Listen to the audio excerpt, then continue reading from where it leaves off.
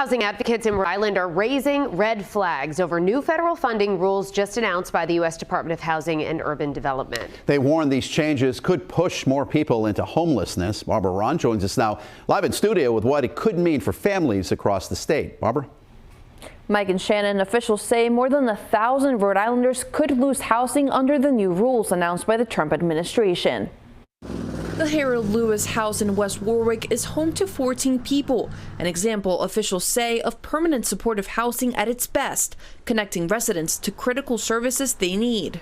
But Friday morning, outside that home, the president and CEO of Crossroads Rhode Island warned those living here could lose their housing if proposed federal changes take effect. Housing leaders across Rhode Island are sounding the alarm over HUD's 2025 Continuum of Care Competition Notice of Funding Opportunity, known as NOFO. They say the Trump administration's plan will hit vulnerable populations hard, including domestic violence survivors and young people aging out of foster care. They drastically slash funding for permanent supportive housing and rapid rehousing. They put new punitive strings on what little funding remains, including requirements that force people into treatment programs or institutional settings in order to keep their housing.